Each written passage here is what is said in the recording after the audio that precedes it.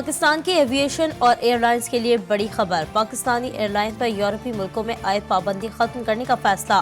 یورپی کمیشن اور یورپی ایویشن ایجنسی ایاسا نے فیصلہ یورپی ایئر سیفٹی کمیٹی کو بھیج دیا۔ یورپی ایئر سیفٹی کمیٹی پی آئی اے اور ویژن ایئر لائن کے تھرڈ کنٹری آپریٹرز اجازت نامے کی بحالی کی منظوری دے گی۔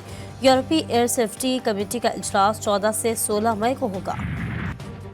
بجلی کے بلوں میں کمی اور آٹے پر سبسڈی کا مطالبہ۔ آزاد کشمیر کے عوام سڑکوں پر۔ تاجر جوائنٹ ایکشن کمیٹی کا احتجاج دوسرے روز بھی جاری رہا۔ میرپور، مظفر آباد اور پونچھ سمیت کئی علاقے میدان جنگ بنے رہے۔ مظاہرین اور پولیس کے درمیان جھڑپیں، پولیس کی شیلنگ، مظاہرین کا پتھراؤ۔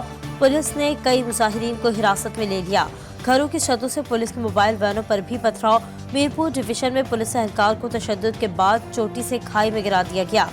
مظفر آباد میں شہری نے پولیس کے لاٹھی چارج سے بچنے کے لیے دریا میں چھلانگ لگا دی۔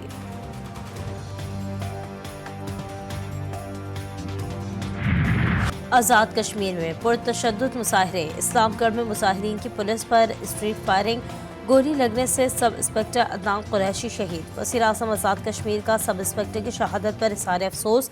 ذمہ داران کے خلاف سخت قانونی کارروائی کے احکامات جاری کر دیے۔ جو تمہیں گرانٹ ملتی ہے وہی بند کروں گا، اور اگر زیادہ تو تمیز کے دائرے میں نہ رہا اور دوبارہ تم نے اس طرح بلو دا بیلٹ بات کی، تیرا میں فیول ہی بند کر دوں گا۔ تیری گاڑیاں بھی میری ایڈمنسٹریشن ڈپارٹمنٹ کی ہیں، تمہاری میں گاڑیاں بھی بند کر دوں گا۔ مجھے مجبور نہ کر، اپنے کام سے کام رکھ، تمہارا یہ کام نہیں ہے۔ خیبر پختونخوا میں سیاسی کشیدگی میں اضافہ۔ گورنر اور وزیر اعلیٰ آمنے سامنے۔ علی امین گنڈا پور کی فیصل کریم کنڈی کو ایک اور للکار، کہتے ہیں اوقات میں رہیں، آپ کا سیاست سے کوئی تعلق نہیں، بس بائے بائے ٹاٹا کیا کرو۔ مزید کہا، اس مرتبہ کسی کا لحاظ کر رہا ہوں، آئندہ جواب دیا تو گلہ نہیں کرنا۔ آپ کی گاڑی کا تیل تک ہمارے بجٹ سے جاتا ہے، ایسا نہ ہو گورنر ہاؤس کو ورثہ قرار اور عجائب گھر بنا کر عوام کے لیے کھول دوں۔ گردی کرو گے، جو زبان استعمال کرو گے اسی زبان میں جواب آئے گا۔ جب انہوں نے کل کہا، اور میں ایک آئینی عہدے میں بیٹھا ہوں، کہ ہم گورنر ہاؤس میں بھی دوڑ جائیں گے، مجھے گورنر ہاؤس کا تحفظ کرنے آتا ہے۔ اگر وہ کل اس پہ ریہرسل کرنا چاہتے تو میں تیار، اسے ساتھ کرنے کو تیار ہوں۔ مجھے گورنر رہنے دیں، گورنر نہ رہا تو تم سے بڑا بدماش بن جاؤں گا۔ گورنر خیبر پختونخوا فیصل کریم کنڈی کی وزیر اعلیٰ علی امین گنڈا پور کو وارننگ۔ بولے، ناچنے والے گھوڑے ریس نہیں جیتا کرتے۔ جو گورنر ہاؤس پر قبضے کی بات کرے گا اس کو اسی زبان میں جواب دیا جائے گا۔ ان کا مزید کہنا تھا کہ جواب جج کی بازیابی تاوان کی ادائیگی کے ممکن ہے۔ رہائی کے بدلے 5-7 کروڑ تاوان سرکاری فنڈ سے دیا گیا۔ تحریک انصاف میں اختلافات شدت اختیار کر گئے۔ پارٹی رہنماؤں کے خلاف بیان دینے پر شیر افضل مروت کو شو کاز نوٹس جاری، 3 روز میں جواب طلب۔ نوٹس میں کہا گیا کہ شیر افضل مروت نے ساتھی رہنماؤں کے ساتھ تعلقات خراب کرنے کی کوشش کی، پارٹی ڈسپلن کے خلاف ورزی بھی کی گئی۔ شیر افضل مروت نے پارٹی رہنماؤں کو قبضہ مافیا قرار دیا تھا۔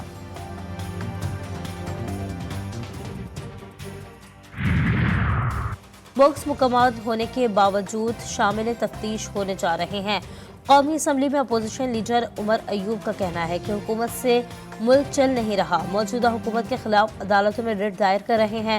گندم بحران میں 350 ارب روپے کا ٹیکہ لگایا گیا۔ اس وقت محسن نقوی وزیر اعلیٰ تھے اور ان کے ساتھ نون لیگ کے لوگ تھے۔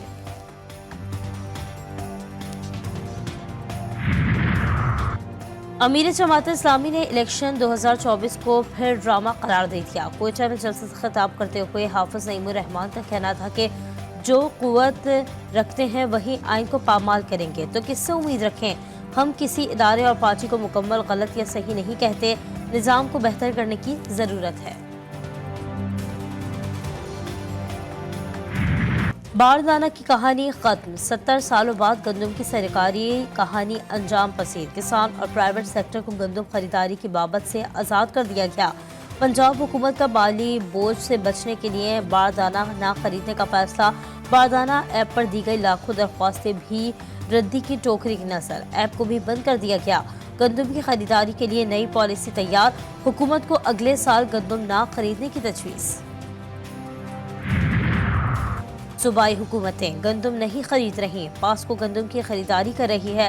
تمام تحصیلوں والے مطالبہ کر رہے ہیں کہ پاسکو ہم سے بھی گندم خریدے۔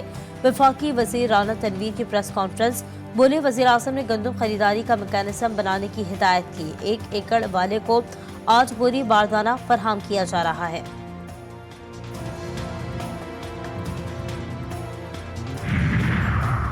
اسپیکر قومی اسمبلی نے پارلیمانی رہنماؤں کا اجلاس پیر کی سحر 3 بجے طلب کر لیا۔ اجلاس میں بجٹ سیشن اور صدر مملکت کے خطاب پر بحث پر مشاورت کی جائے گی۔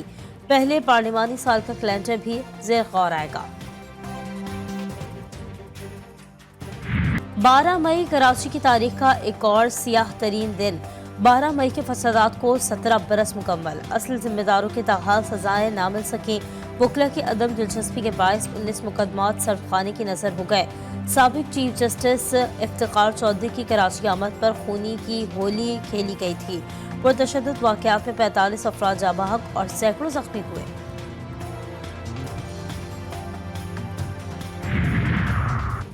افغانستان میں طوفانی بارشوں نے تباہی مچا دی۔ بغلان، بدخشان، ہرات اور غور میں سیلاب سے بڑے پیمانے پر جانی اور مالی نقصان ہوا۔ حکومتی اعداد و شمار کے مطابق اب تک کم سے کم 150 افراد ہلاک، سینکڑوں زخمی، 2000 مکانات تباہ ہوئے۔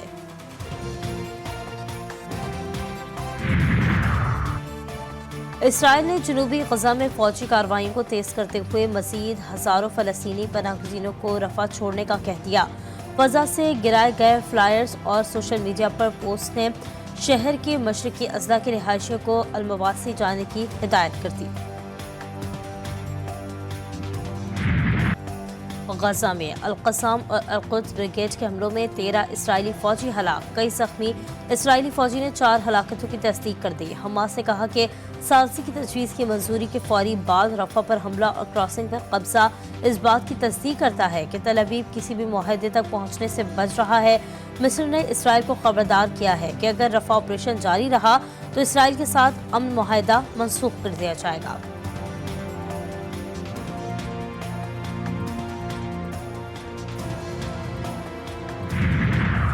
اقوام متحدہ کی جنرل اسمبلی میں فلسطین کی رکنیت سے متعلق قرارداد کی منظوری پر اسرائیلی نمائندہ آگ بگولا ہو گیا۔ دوران خطاب قرارداد کی دستاویزات پھاڑ دی۔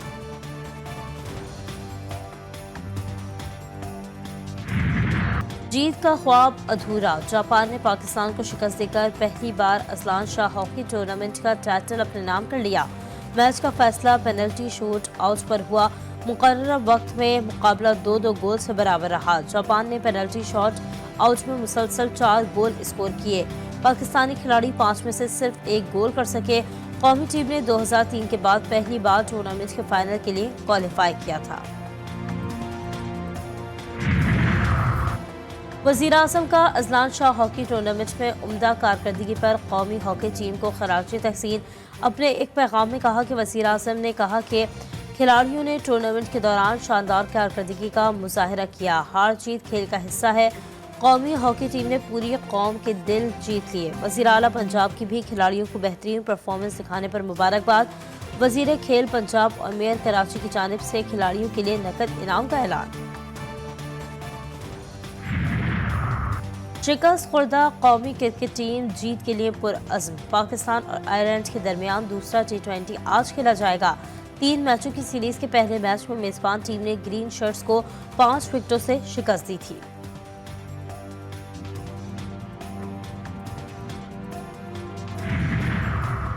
پاکستانی ویمنز کرکٹ ٹیم فتح کی پٹری پر نہ آ سکی۔ انگلینڈ کے خلاف پہلے T20 میچ میں 53 رن سے شکست۔ میزبان ٹیم نے پہلے کھیل کر 163 رنز بنائے تھے۔ قومی ویمنز کرکٹ ٹیم جواب میں 110 رنز بنا سکی۔ اور ماں تجھے سلام، یہ کامیابیاں، یہ عزت، یہ نام تم سے ہے۔ ماں کی عظمت سے کوئی بھی انسان، مذہب، قوم اور فرقہ انکار نہیں کر سکتا۔ اس عظیم ہستی کو خراج تحسین پیش کرنے کے لیے پاکستان سمیت دنیا بھر میں آج ماؤں کا عالمی دن منایا جائے گا۔